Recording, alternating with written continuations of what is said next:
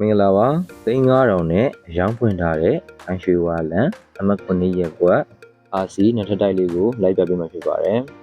။တန်ကျယ်ကတော့အရှိပေ40အနောက်60ပါ။အိမ်ထဲဝင်ခြင်းဧကန်ပြီးတော့အာကိုရောင်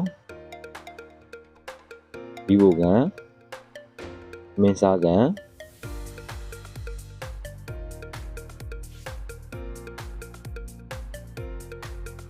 အင်ဂူရေးအသုံးပြုလို့ရမယ့်ရေချိုးခန်းအိမ်သာ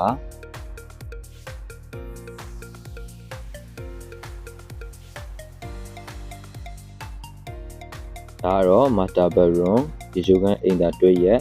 ရေဦးရေအေးဆက်လေးပါတက်ပေးထားပါသေးတယ်။ကိုရပြီး1300လောက်တော့ရှိမှထင်တယ်ဗျ။အိမ်ကအရန်ကျတော့အမြန်တူလေးပဲကျွန်တော်ရောက်ကြပြီမယ်နော်။ဒါကတော့ဒုတိယတစ်ခုသွားနေတာပါ။ဒီကားကုံကျွန်းများဖြင့်တိဆောက်ပေးထားပါတယ်ခင်ဗျာ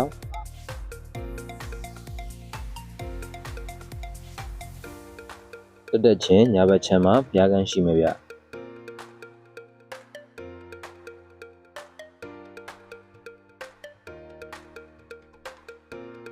ရှေ့ရန်နာလေးတွေဖြစ်ပါတယ်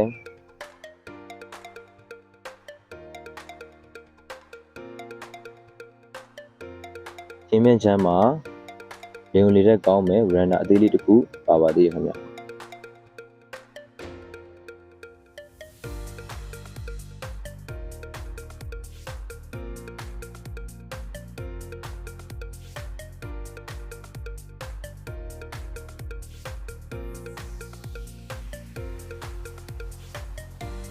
ဒါကတော့ဒုတိယတက်ရဲ့အိမ်သာရေချိုးခန်းတွဲရက်လေးပါ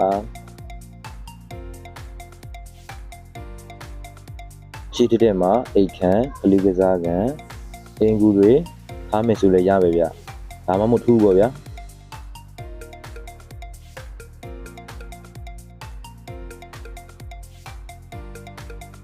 တက်ပြီးအပေါ်မူကိုကြည့်လိုက်အောင်